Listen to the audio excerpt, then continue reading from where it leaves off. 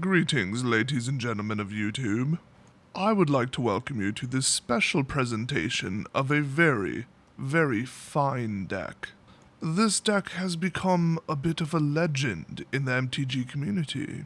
Once in a decade, nay, a century, a deck comes along that is so powerful, so moving, so touching, that a video has to be made even after it cycles out of standard.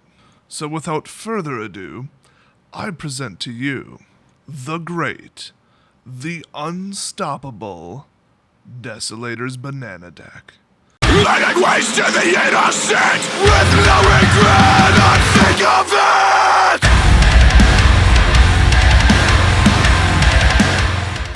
That's right, I'm finally making the Banana Deck video. This deck is an absolute legend, and now I'm sharing it with you guys.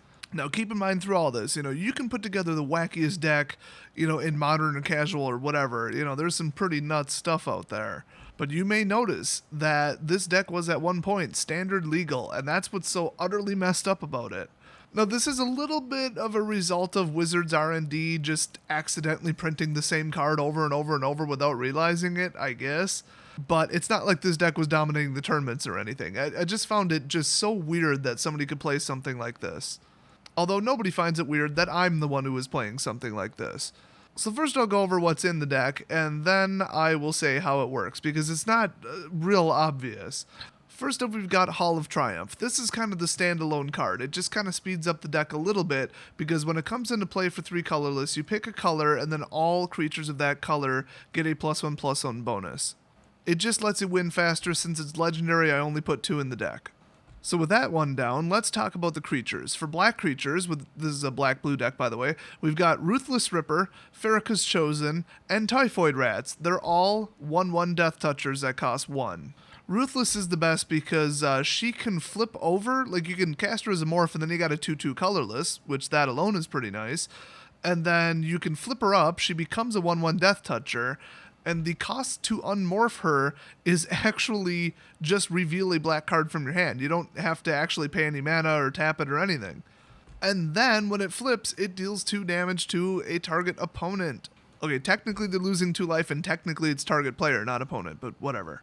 They're pretty much just all in there because there's 3 1/1 Death Touchers for 1, and honestly they probably shouldn't have let them all be legal at the same time, but whatever. Now for blue creatures, we've got the Hypnotic Siren, which is a 1/1 flyer for 1, so pretty difficult to block, especially early game because, flying.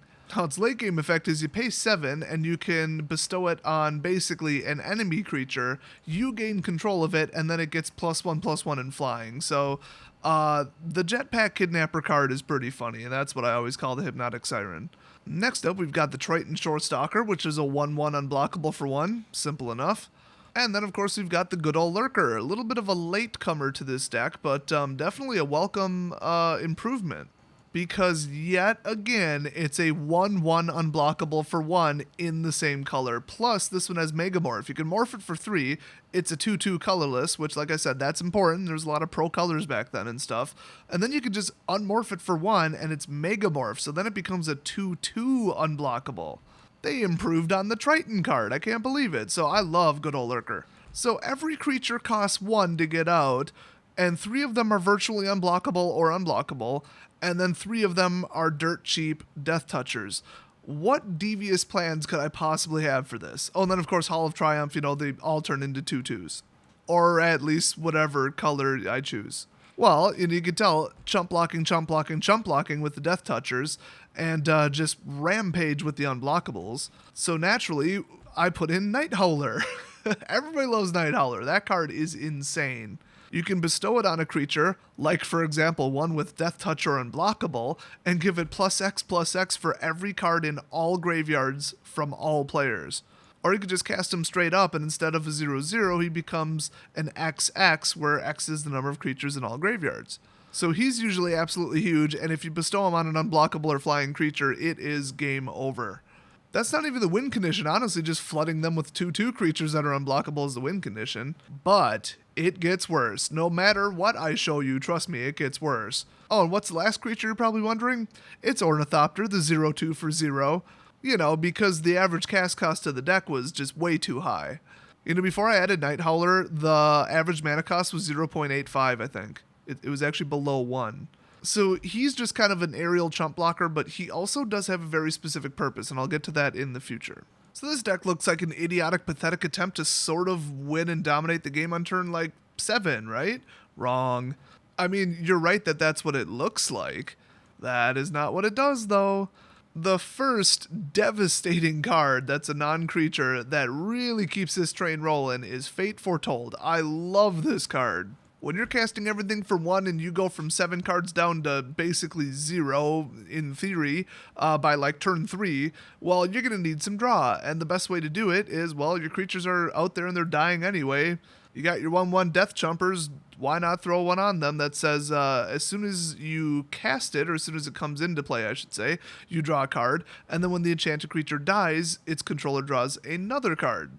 That's freaking awesome. So usually not only did you just chump block with a Death Toucher, but now you just got 2 to replace it. Next up, we've got Font of Fortunes. This is more like a I'm stuck card, where if you're stuck at 2 mana or you can't get any more creatures, you're drawing all land or just whatever, you throw it out there for 2, maybe cross a turn, then sack it for 2 more, and you draw 2 cards. I just love the split turn optionality of it.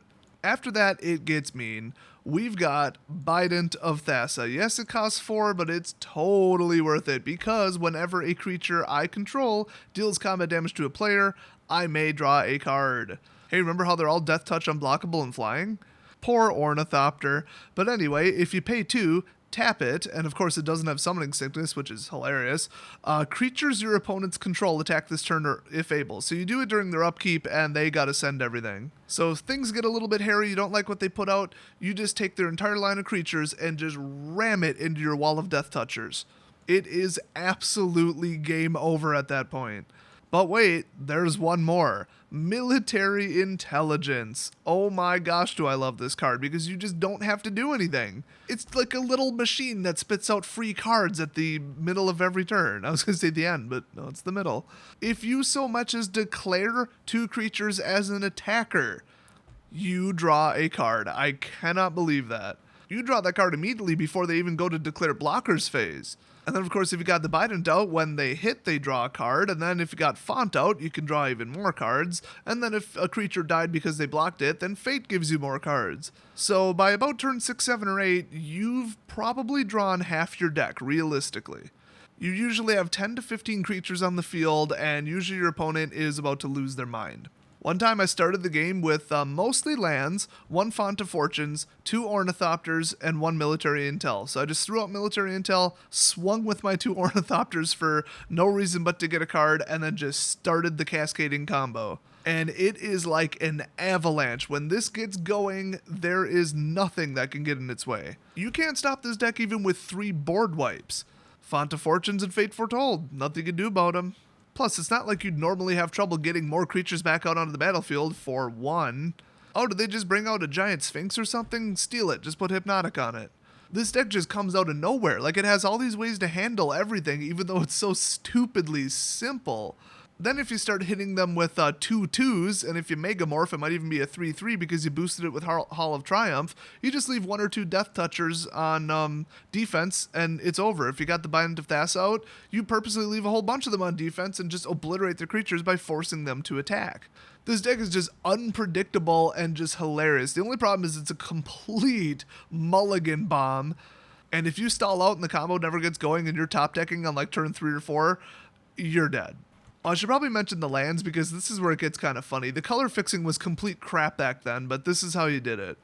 3 Temple of Deceit, because they come in tapped, and that's not the biggest deal in the world, especially late game, but then you scry, so you fix your next turn, and that's huge. Then there's 3 Evolving Wilds, because you're going to draw about 30 to 40 to 50 cards in a given game. You really don't want to be drawing lands. I mean, you're going to be tossing 2, 3, 4 lands into the graveyard every single turn.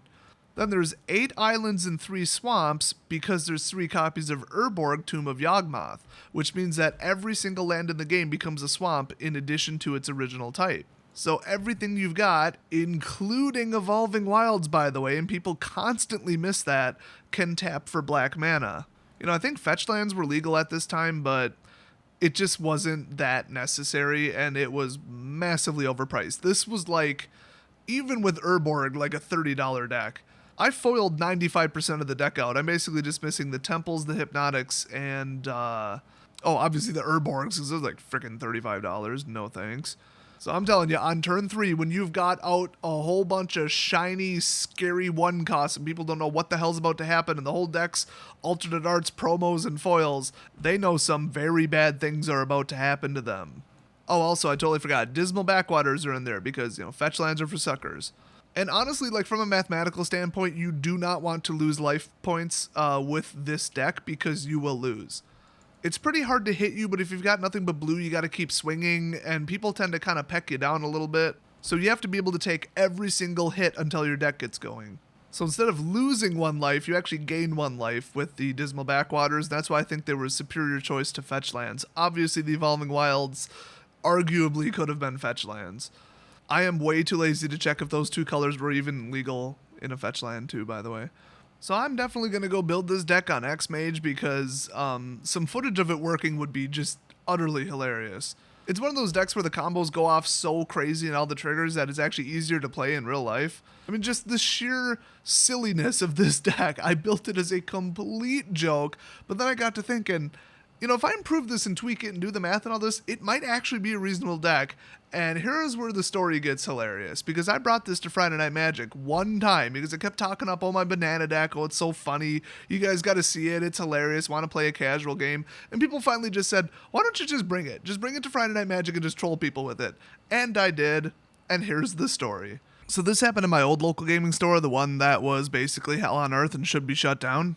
So I hated the vast majority of people there, and I like to build just silly decks that would completely screw with them and waste their time and occasionally win to make them feel utterly embarrassed for losing to it. Or, of course, assassin decks that were built to take down their stupid net decks once too many people started playing them. So I thought, hey, let's bring the banana deck. Why the hell not? If I can win with that, oh my gosh. So round 1, I lose. I got the combo to, it's not even a combo. I got the avalanche to go off once. But then they won the other 2 games, and they thought it was funny. I'm like, I'm having fun, whatever, I don't care if I win or lose. Because I wasn't playing one of the typical jerks, then I do care if I win or lose. I actually copied a method of cheating that they themselves used. I wait until I get paired up against my first opponent, and then pull out a deck according to who I'm playing. If it's a complete dick and they're playing a net deck, I'll play an anti-net deck. If it's a more casual player or one of my friends, then I'm going to play just a silly deck and have fun. There's certain levels of gray area dishonesty that I was willing to go to beat those people. But anyway, second round, I go up against somebody who's actually running a pretty tough net deck. He just happened to either lose or, with my luck, I probably got matched up or paired up, as they call it. Or, I lost, he won, and then the software paired us up for no reason. Well, I mean, an odd number of players and somebody has to get paired up or down. You guys get it. I absolutely crushed him. I mean, I think he was playing some kind of Planeswalker deck, and by the time he got his first Planeswalker out, I had 6 or 7 creatures out. They're unblockable. They're death touch. There's nothing he can do. Nothing. Next guy, same thing. Planeswalker deck. I utterly just destroyed him. So now I'm thinking this is actually pretty funny. Round 4. Word's getting around that I'm playing some completely gimmicky nonsense that nobody's ever seen anything even remotely similar to, so I'm getting a couple spectators. I just blow the guy away in some pretty close matches, but, I mean, once this gets going, like, it looks fair, but once I've hit the gas pedal, my foot's not coming off, not with this deck. So, I mean, he maybe got me to, like, 5 or 6 life, so it looked like it was, a fair match, but then I just ran him over, just utterly swarmed him with, like, the Zergling Rush. I did it both games. He got all pissed off and, stormed off and dropped in the typical toddler crap that all those losers would always pull there. So now we go on to round 5. Now, if I win round 5, that's basically a 1st through 4th placed finish almost guaranteed, just because of the strength of opponent and how I beat the people and who I beat and when and what their records were. So I go up against a guy, I win the first match, I lose the second match, so things are just as tense as can be. So the first match, he saw what my deck did. He sideboarded some cards out, and it worked. So the third match, I wasn't very optimistic, but I really wanted to win just because I thought it would be just legendary. Like the people wouldn't stop talking about that for years. If I came in first with that deck, I wouldn't stop talking about it for years. So we had eventually about 8 to 10 people gathered around watching the match because they heard about my deck. They knew it was 1-1. They knew I was potentially going to come in first. So the people who hated me wanted to watch. And then all my friends were like, oh my God, he might come in first. He's running just this idiotic deck. I have to watch this. So everybody was gathered around. And they were illegally giving my opponent advice. And I was threatening to call the judge, probably threatening to stab them, usual. Y'all wanted to hear more stories from my old local gaming store, and I said I wasn't going to make the video. I should really make the video. You guys have no idea how bad this place was. I mean, you might think you have an idea. You don't have any idea. But do stop asking the name and where it is because, duh, I'm not going to tell you a place close to sort of where I live. That would be stupid, and some of you are complete psychos. So anyway, I end up finally knocking out his big, I think it was like a token generator or something that went and fetched something out of his deck repeatedly. So basically he had blockers for days, but he couldn't swing with any of them. So somehow he was continuously bringing out tokens. It might have been Brimaz, I think maybe. I just don't quite remember. It almost definitely was Brimaz, actually. So he kept blocking, and then finally he just ran out of creatures to top deck, and then the tokens, and I kept just swinging with like 20 Nighthowlers. Eventually, I had to kill, I assume, his Brimaz, and there was nothing left he could do. I think he brought out one token some other way, or one creature during his second main phase, or something like that. I don't quite remember. Well, probably just sometime during his turn. And then I was like, yes, I finally got it. I had almost every creature in my entire deck on the field. They were like categorized. They're in like a grid. I mean, it looked like some kind of like game of Stratego or Risk or something. And so there was some reason that I couldn't hit him with like my entire unblockable army, and I don't remember what it was. Like he was either gaining life or something. I just don't remember. I think maybe creatures smaller than a certain amount couldn't swing. It was just something like that. So only my Nighthowlers were allowed to like really swing and do damage. So finally, I do the lethal swing with Nighthowlers, and the guy behind me says, those military intel triggers are mandatory. I'm like, oh crap, okay, yeah, because I'm swinging for lethal. I don't need any more cards because I'm hitting all these card draw triggers, drawing like 10, 15 cards a turn. And so I go to grab, and I'm like, oh no. There were 3 copies of military intelligence on the field, and I only had 2 cards left in my library. So I reread the card, yeah. It doesn't say May. It says you're drawing that damn card and screw you if you don't want to. Seriously, word for word, the card says that. So, in case you're not familiar with that particular rule, because, it doesn't come up that often, if you have to draw and you can't, you lose the game on the spot. I'm sure that's not the exact wording of the rule. I'm also not sure, like, if you had 3 cards left and you had a card that said draw 7, I think if you draw 2-0, then you don't immediately lose until your next upkeep, which is your next, your next draw phase, I should say. But those were 3 separate triggered instances of drawing a card. So the first one goes off, second one goes off, third one goes off on the stack. Boom, I lose. And he didn't have anything. I was swinging for lethal. So me showboating for everybody around me, which is exactly what I was doing. I was like, ha ha, I drew 15 cards and I cast 9 creatures this turn. Ha ha ha. And I'm letting every single Bident of Thassa, military intel, every single trigger is going off. I'm drawing cards. And then finally I kind of put the brakes on it a little bit because I knew I was going to deck myself. But then, yeah, it took one too many swings and I ran out of cards and I lost. And boy, are people still talking about that happening. And every time I'm just in casual conversation, like, blah, blah, blah, yeah, banana deck, somebody chimes in, wasn't that one you decked yourself with? You decked yourself and then lost the tournament and you would have won? And of course I have to say, why, yes, that is the deck. Everybody always wants to play against it. They heard I foiled it out. I don't foil out anything unless it's really damn good. And yeah, you guys should definitely build it and just troll somebody with it because it's just the funniest damn deck ever. Like, Tap Dance is funny but annoying, but this deck is just like, it's just embarrassing to get beat by. It's right up there with like getting hit with Elvish Mystics because like, you just don't want it to happen. People look at all the 1 costs, they look at the fact that you're way down on cards on like turn 3 or 4, you're almost out of cards, and they're like, you're an idiot, you built this deck wrong, and then boom, you run them over. So anyway, now you've seen the deck and you've heard the legend about Banana Deck. And so remember, bananas out for Harambe. I'll see you guys next video.